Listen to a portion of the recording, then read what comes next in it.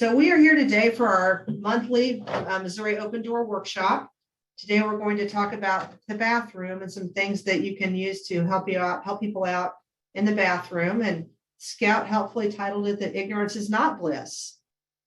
So if you go ahead to the next slide there, Angelina.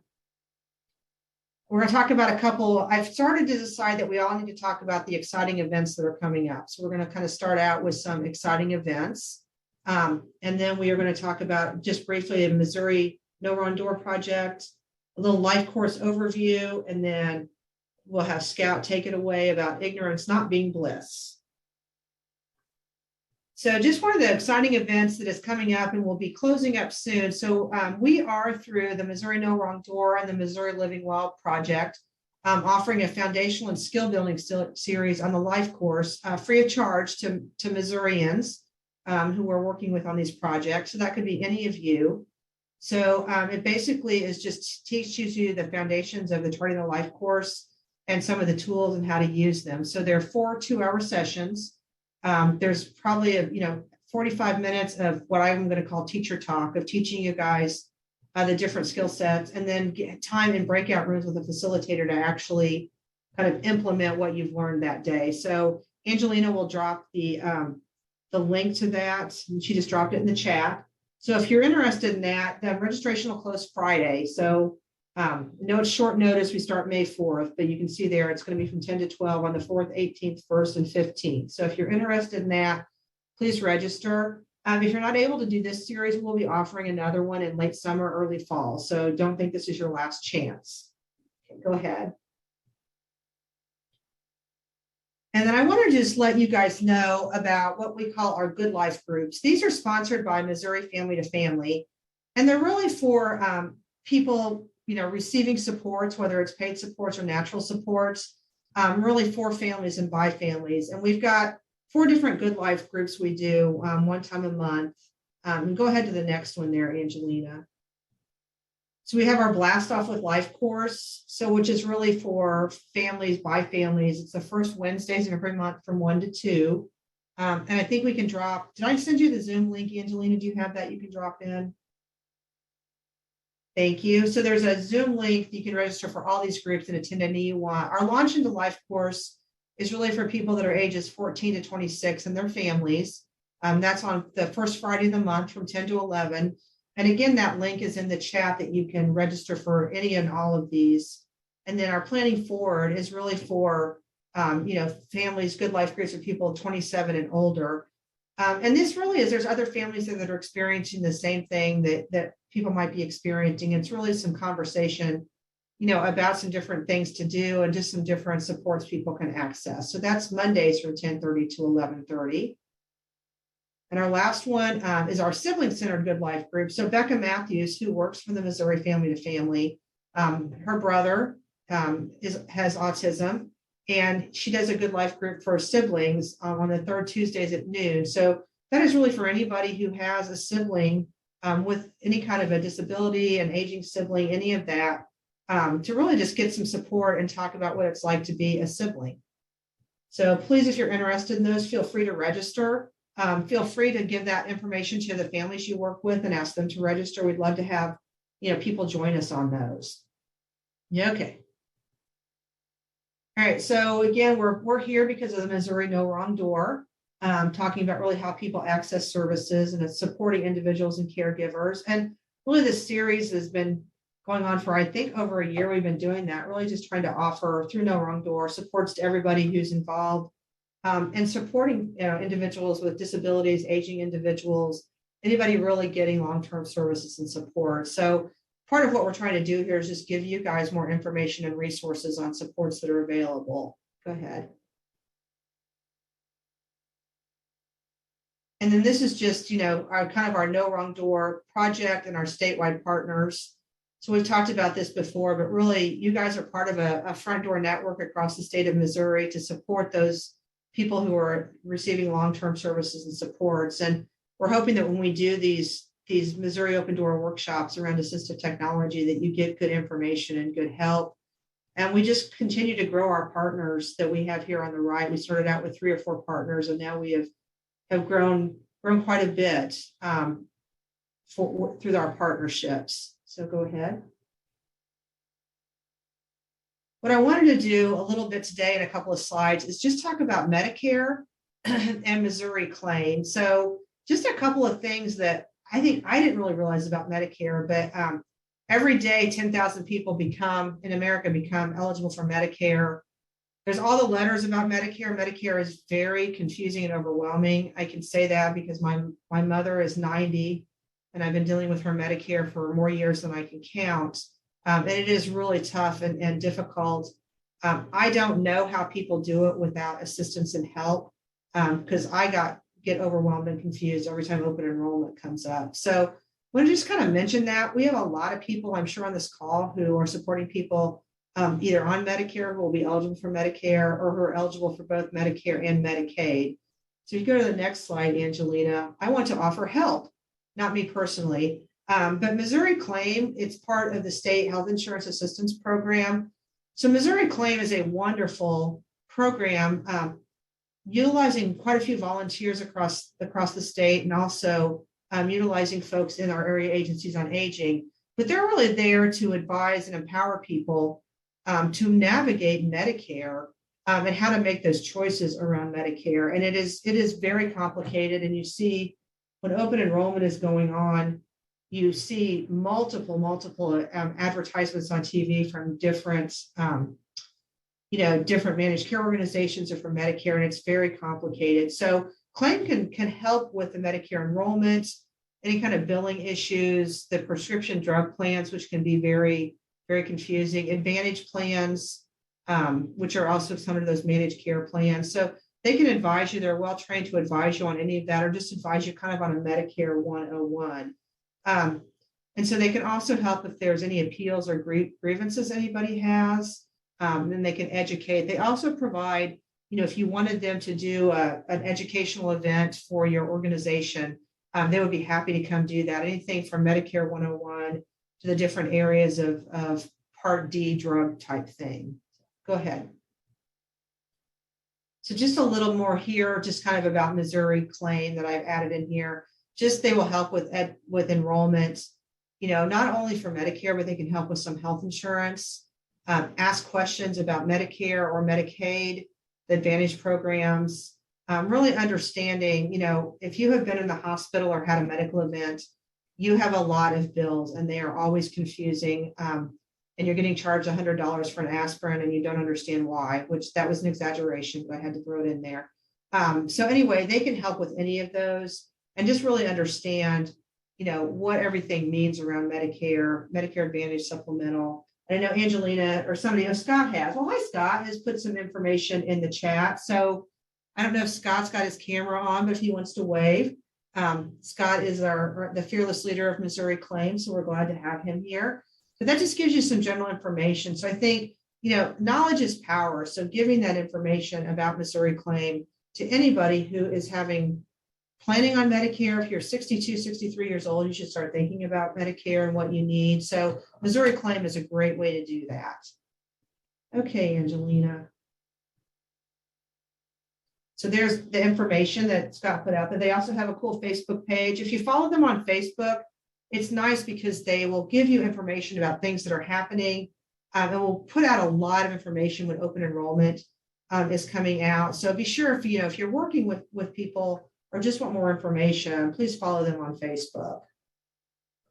Okay, so now we're going to dive into Charting the LifeCourse a little bit. And for those of you who are on last month, which seems like yesterday to me, we talked a little bit about that medallion you see here and what all that means. And I just kind of wanted to expand on that a little bit, kind of into our support star. So, we know that the LifeCourse is here to kind of advocacy, to problem solve and plan, help people set higher expectations. So I'm going to delve in a little bit into some detail about the support star and maybe how it might fit in with our ignorance being bliss.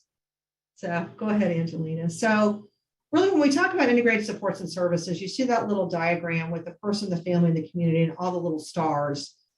And what that really means is that as we talked about last time, the person is the center, of their life with their family and their community wrapped around them. And then the star are just all the different things that families can access and get to lead to their good life. And we really want to think about it as being all kinds of, not only that your natural supports you can get, but also what your formal paid supports are, because they're all important in kind of having that good life. Go ahead.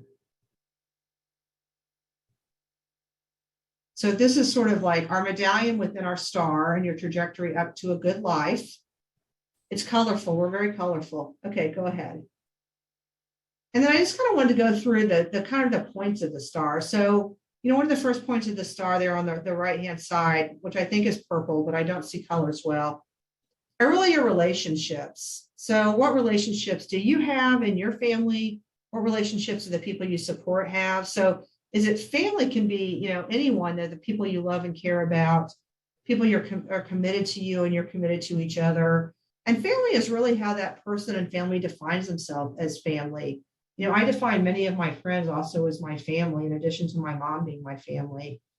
Then obviously you go to friends with relationships. And friends is a hard thing to define, but it's really those people you just like to spend time with. You may have some things in common with, and that you care about each other. So, when we start working on a star with somebody or with ourselves, we might list our, a sibling, a brother, a sister, names of friends, or just friends in general. If you want to kind of make a list out there of those people that enjoy spending time together. And that's a great way to communicate with other people who your friends and family are. And then also those people that are your acquaintances. Your coworkers can be your friends or acquaintances. They can also be considered your family, but just who do you come into a lot of contact with? Who do you spend time with? You may know them, but not know them as well as a friend. So when we talk about relationships, those are really the kind of folks we're talking about.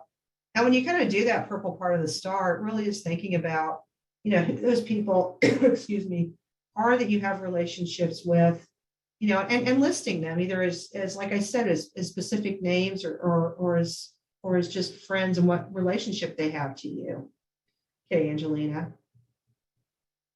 Then kind of that next point of the star, which is my absolute favorite, the kind of pointing up into the sky, are really those personal strengths and assets. And, as a world and as our society, we don't tend to, really play up and talk about our strengths. We are, I think, almost taught not to think about all the things that we do well and that people admire about us. We tend to sometimes focus on some of the negativity. And my favorite example is, when kids come home with a report card, with B's or in social work or social studies and history, but a C or a D in math, and we get really worried about the D in math, which is not wrong, but also we've got to get excited about the A's and B's and the other topics. So really focusing on strengths, what people are good at, what people like and admire about you.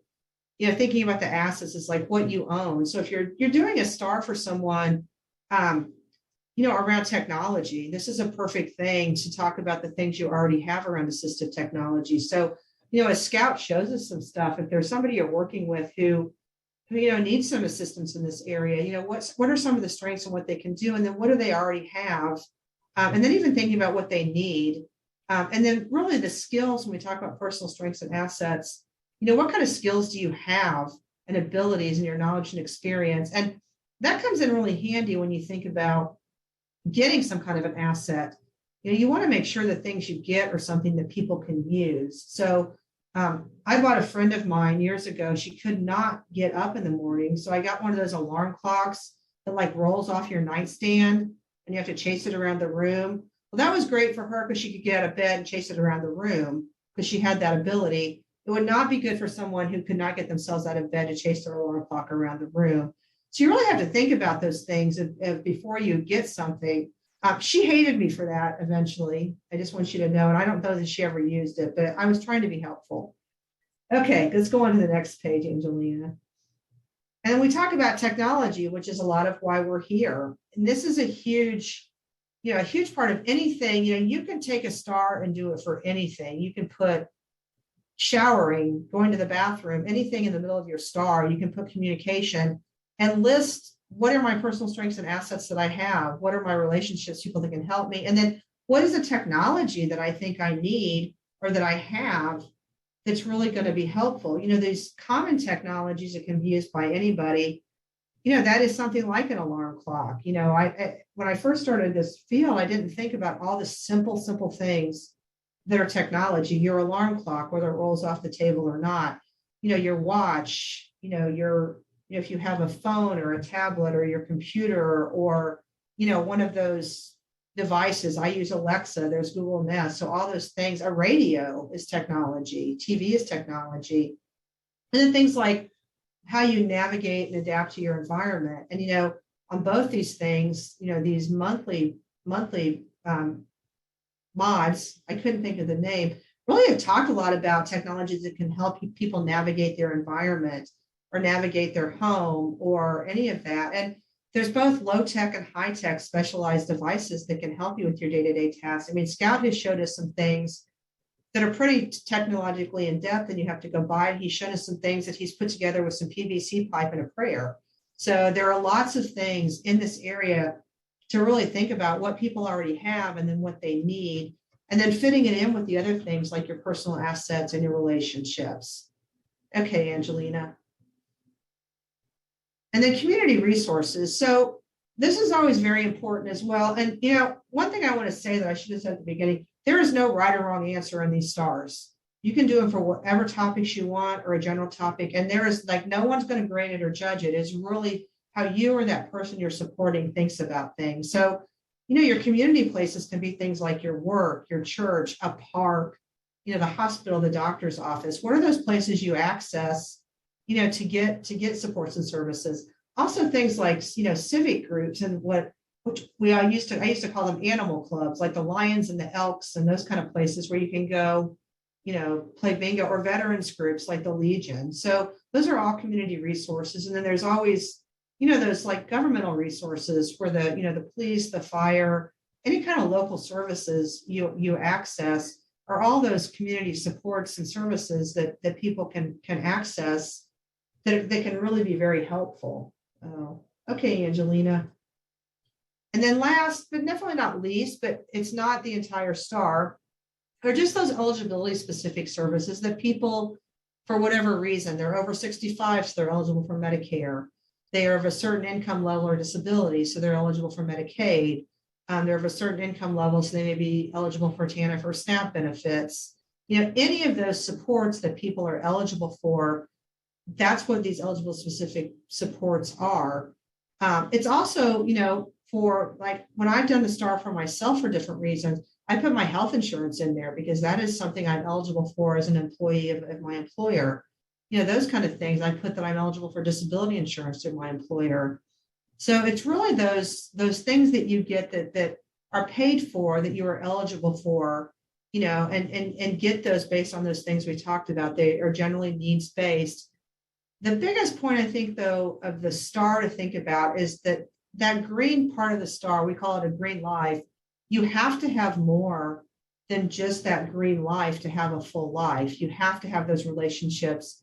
You have to have community supports. You have to have some technology, and you have to address what your skills and abilities and assets are. So I think always when you're thinking about a star and thinking about integrated services and supports for people, always think about that holistic, star of all the things you need to do those things. And as kind of Scout goes through today, if you're thinking about some of the things he's talking about, because ignorance is not bliss, kind of think about what other things, if you want to use them on a person you support, what other things do they need besides that particular device? What do they need? Like what kind of support do they need from their relationships? What kind of assets do they need? So that kind of gets your mindset going for which I think will be an exciting presentation from our friend Scout here. So go ahead, Angelina, and let's let Scout get started. All right. Well, this is one of the topics that I actually really like. I enjoy talking to people about their time in the bathroom. So hopefully everybody will get a little something out of this. And I did, just put a funny thing on the front, but we can move right on into the slides. Yeah, so like Julie said, it's more than just the eligibility of services that you're eligible for. It's more than just the technology. You really have to look at the whole person. That's what,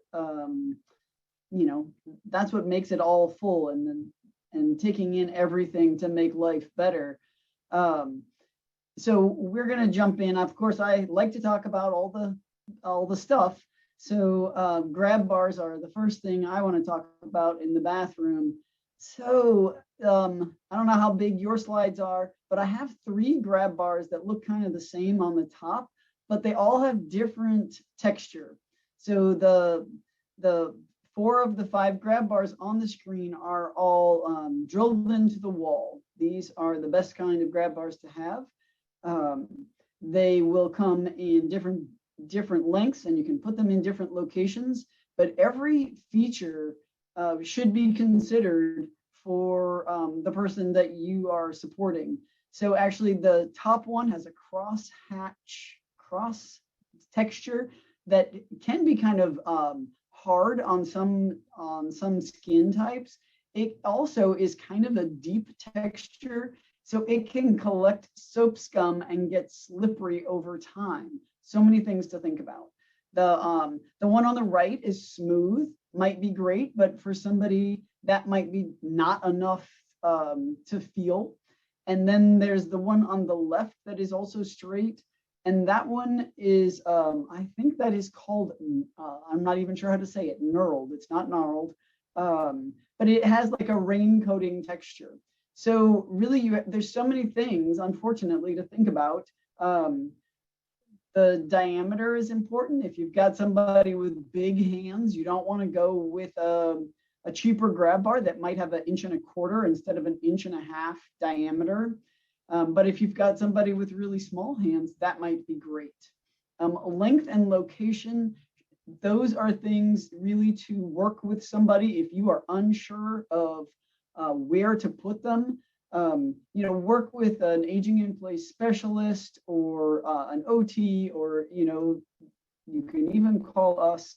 I'm happy to discuss that, but location can really make a difference. I had one woman who wanted, I kid you not, I think it was 27 grab bars in her bathroom, and we ended up installing 4, and it was fine. It's all about location, just like housing.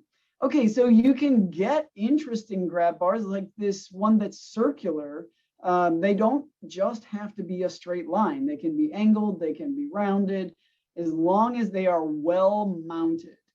If you are getting one put in your home or somebody else's home, make sure the person who's installing them knows what they're doing.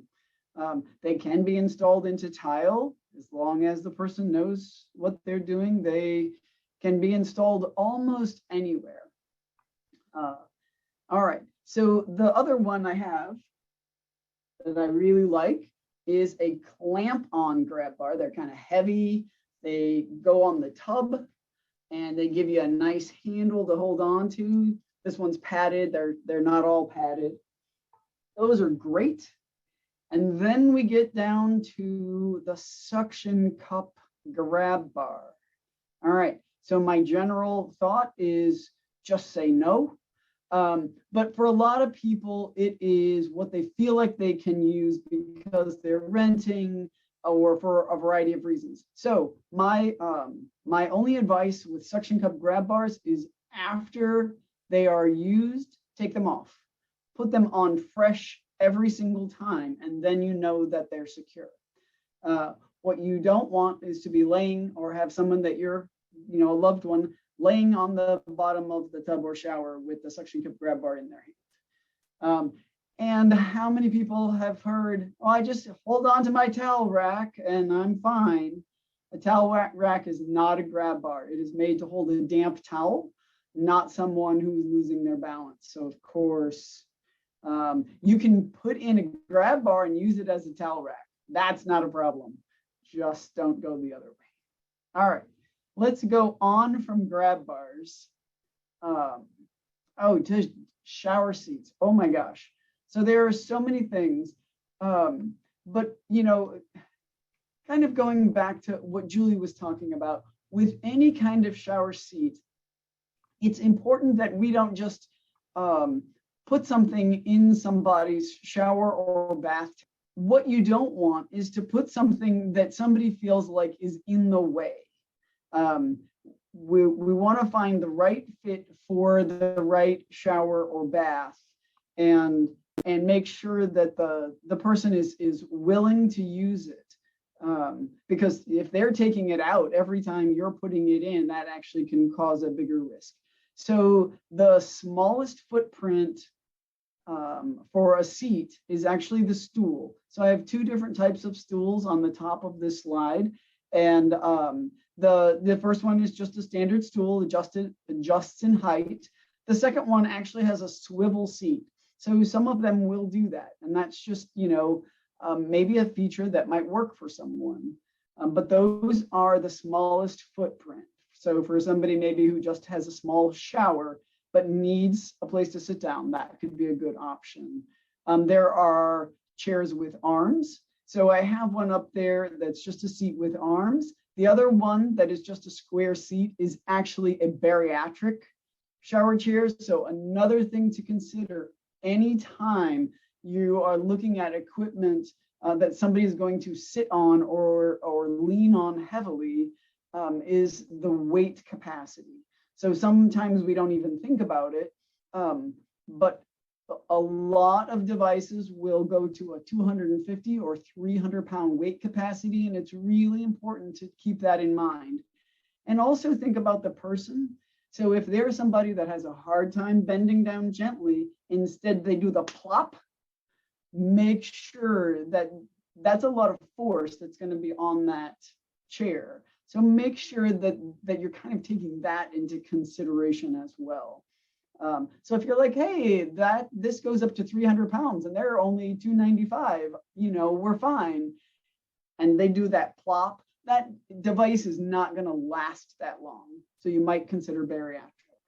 All right, the last one I have on this page is the transfer bench. So probably a lot of you are familiar, but just in case some of you aren't, there's 2 feet with suction cups. Those go inside the bathtub, and 2 feet with regular stoppers, and those go outside the bathtub. The idea is you would sit down, swing your legs over, and scooch over into a bathtub. If you had a very large shower, you could use this if you just wanted more space, but it is made to go over a bathtub.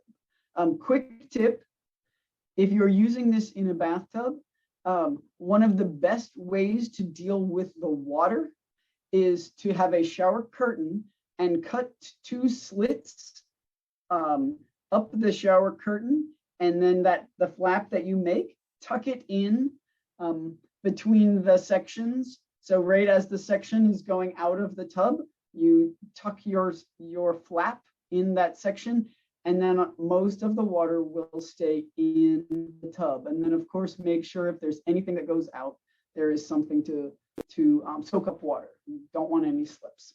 All right, let's move on to the next. I do have a few more shower seats because of course there are so many.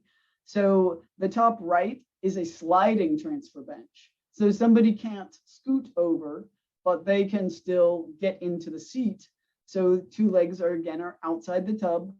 Those seats generally twist. So you sit down on the seat, twist it face forward, slide over the tub, and it has latches on each side, which are great. And this one also has a commode cutout. So if you can wash everything, even from a seated position. The one on the top, the blue one next to that, is a rolling shower chair, which is nice. You could have somebody undress in one room and then just roll in and roll right into a walk-in shower or roll-in shower, that's a really nice option. They also make those with the big wheels. So if somebody can't walk but can use their arms, they can get themselves into the bathroom. All right, and a lot of those come with commode cutouts as well. So the brown one on the right bottom is an installed, like probably a teak shower chair. And these are really nice if you happen to be remodeling or want to put something like this in, because it will fold down. So the bottom bar will slide up that little bracket and it will fold down and be out of the way for folks who don't need it, and there and able to support a good amount of weight for somebody who does. So those are, I think, very nice options. Now, the bottom left picture is probably very small and hard to see, but if you can see, there's a small triangle in the corner, kind of on the right side. Now, different molded showers and obviously built showers can have this little triangle that is a footrest, or I don't know, I wrote foot lip. It is a place to rest your foot, apparently if you'd like to shave your legs. I did have one contractor tell me they don't need a shower chair. There's one built in, and it was literally a small little corner that wouldn't fit more than half of anybody's backside at best. So make sure that you are using what is made to hold someone, and not a foot lip for a shower chair. Let's go on to the next slide. All right, so let's go on to toilets. There's a lot of options when it comes to toilets. Actually, the bottom picture is a stool riser, bottom left, a stool riser with handles. So these come with and without handles. And there is a little dial in the front of most of them that will kind of clamp the stool riser to the toilet. Some of them don't have that. Some of them just push on. These are nice and easy to install, lift you up a number of inches. You have to check whether you have a round toilet or an elongated toilet. Make sure you get the right one to fit because they do pop in.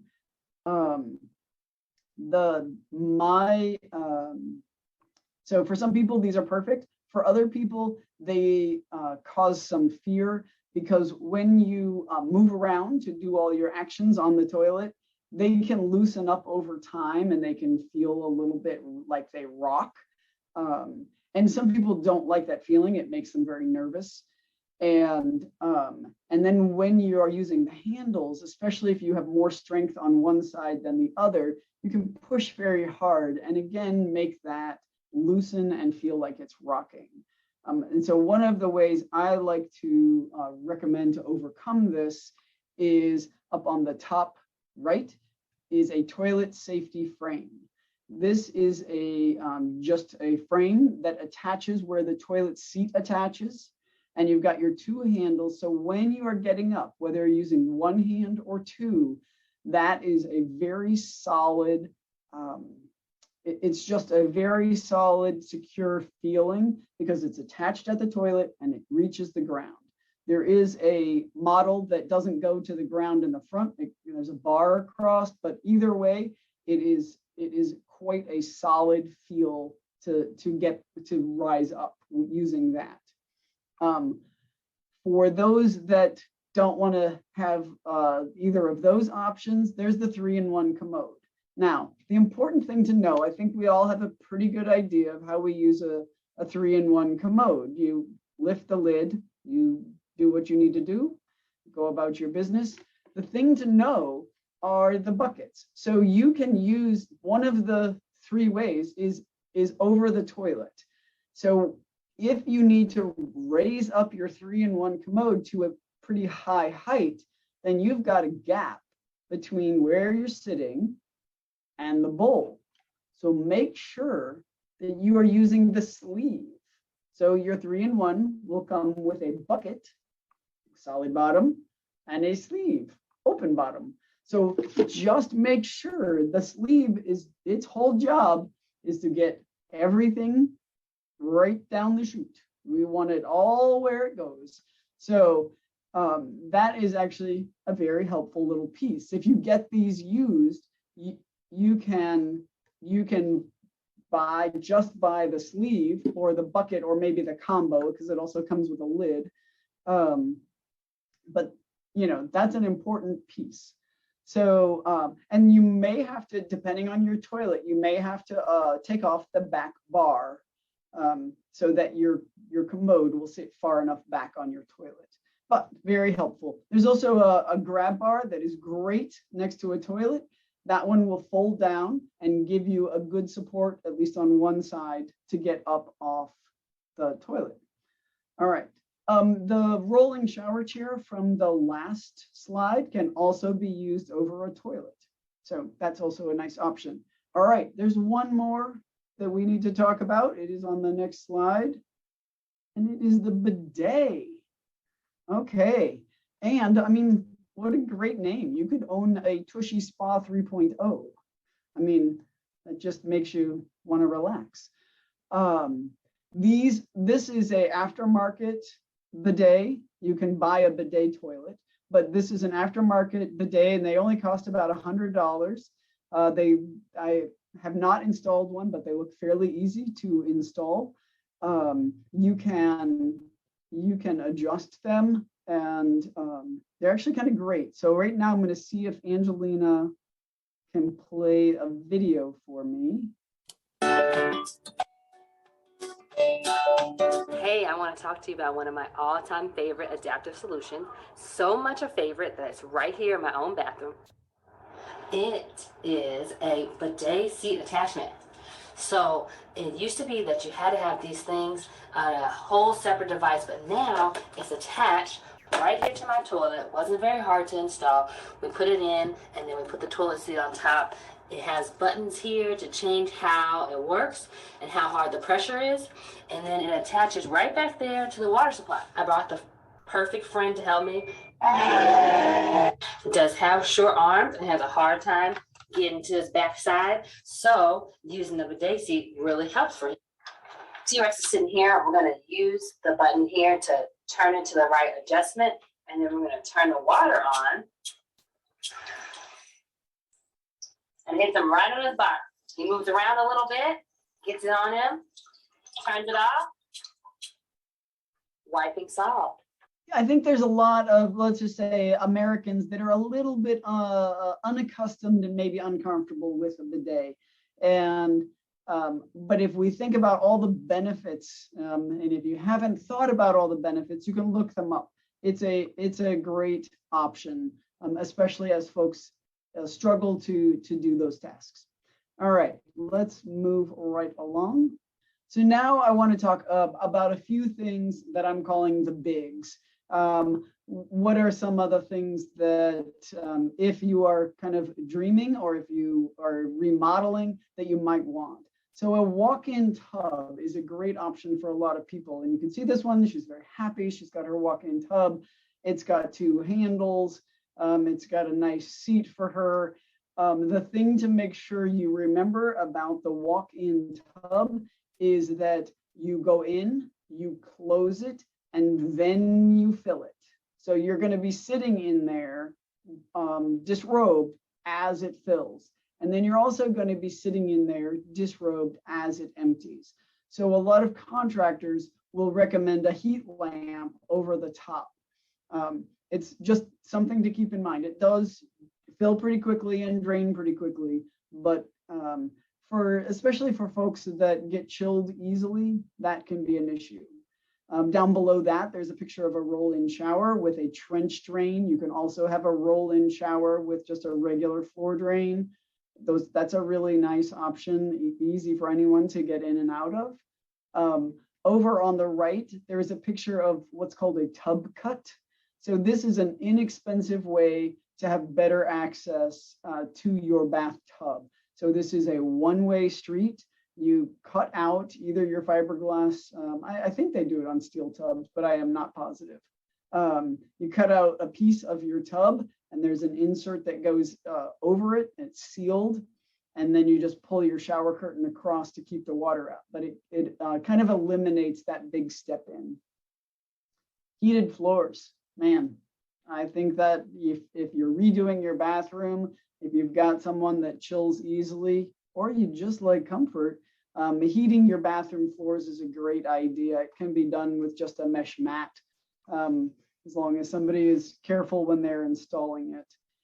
And I mean, there's things like heat lamps and towel warmers and things like that. Those aren't exactly too big, but I threw them on this slide anyway, because the next slide is some of the smalls, and there are so many. So let's dive right into the next slide of the smalls. Okay, shampoo, conditioner, and body wash dispensers. Awesome. I had a woman, and her daughter just was on the autism spectrum, and she just couldn't do the turning the shampoo over, getting the right amount. It was a lot. So we came up with the solution of the dispenser, and that worked perfectly for her. She liked the lever one because she could pull it one time and feel it, but they also make them in like the IR, like the, when you go into the bathroom and you touch nothing and the shampoo or body wash just dispenses into your hand. So those are nice options. The handheld showers, great. Most people know about those. The only thing I want to say is you can get alternate locations for your shower head. So if you want to put a holding spot for your shower head, your handheld shower, in a lower position, so if you're seated, it still feels like that is the full shower effect, like it does when you're standing. That's a great option. And also this one has a little turn off button right underneath the spray, which is great, especially if you're having a caregiver help with any of the activities, or you don't like to fumble with turning it off and turning it on, but you want to save water. So that's a really nice option. And then, oh my gosh, this fun little thing of the toothbrush pillow. It's so great. When you're putting your toothpaste on your toothbrush, it will just lay in here, so your toothbrush won't fall from side to side. So then you dispense your toothpaste, brush your teeth, and then when you're done, your toothbrush will store standing upright in it. It's just a fun little kind of, this is rubbery. So it sticks on the counter, doesn't slide around a lot. Anyway, it's a fun little thing. There's a toothpaste dispenser. And these, my gosh, they were so cheap. I was very surprised. This 2-pack was under $15. Lever handles are always great, whether it's for your doors or your faucets. They take away that fine motor need. Not a big one, but it's just something worth mentioning because the round knobs can be hard, especially on faucets. All right, I've got another page of smalls. All right. Oh, the top thing is the device is a water temperature indicator. This, not only is it very helpful because it gives you an actual visual of whether the water is hot or cold, it's really pretty. I put one in our kitchen sink, and since I wash my dishes on the regular, I got to see the color until the battery ran out, and then I didn't replace that. But it's really kind of cool, and for folks who need that visual reminder, you can see when it's red, it's hot, and then it's blue when it's cold. Faucet extenders. So you can buy a faucet extender, or from a recycling, you can make your own. So this would be for somebody who doesn't have good reach to get their arms or hands all the way up under the faucet, but they still need, of course, to wash their hands and do other tasks, but just have that trouble. So it's great for kids, great for anybody with extension problems. And then down below, the toilet paper aid, which is a fun little device. It's got a good grip for a handle. It's got a funny little head that will actually hold on to toilet paper, and then if you push the button on the handle, it will release it. As you can see, it is being demonstrated. It just extends the reach when that is needed. Or for some folks, the dollar store kitchen tongs do the same trick. So it's really about what is going to work best for the person. And then I do have to take a moment here to talk about floor coverings. So, I mean, Julie talks a lot about her mom, and I am also dealing with aging parents. And sometimes people are like, but I've always had this rug in my bathroom. I love my rug. Well, maybe it's time to take that lovely rug from your bathroom floor and hang it on the wall and get a good rug for the floor. If it's curling up, if it is potentially causing danger, it's probably not time to have that on the floor anymore. If it's not curling, then you might be able to resolve a problem with a rug that slips with good backing. There's all different kinds of rug backing that you can get. My mother got a large area rug, and I was ready to put a bunch of stuff underneath it, and it actually was nice and grippy on the bottom. I was very pleased. But it is important to think about, are we putting something that we think is better for them that is actually maybe going to cause a problem? You don't want something too thick. You don't want something that will slip. So you really have to be thoughtful when we are adding something to the floor, that it is the appropriate floor covering for the individual we're helping. All right. And I think, I have one more. So I love this. I didn't know about the Beauty Hair Washer. It is a long-handled hair washing tool. And it just happened to be named the Beauty Hair Washer. So that is kind of a nice option, because there's plenty of folks who cannot reach up, excuse me, or cannot reach up well. And so this would actually do a good job scrubbing your hair and taking care of that. The mobility towel, unfortunately, did not have very good pictures on the website. So I'm going to describe what is going on in this picture on the top, which is, it is a towel with handles sewn in, and at the bottom there are there's a weighted material. So the woman worked really hard. I've actually spoken with her to get the right weight. So when you lift it up, the towel pulls itself back down and will help dry your back or extremities or something like that. So that can be a super helpful device so somebody could dry themselves. Another new one to me was the plastic ear covers.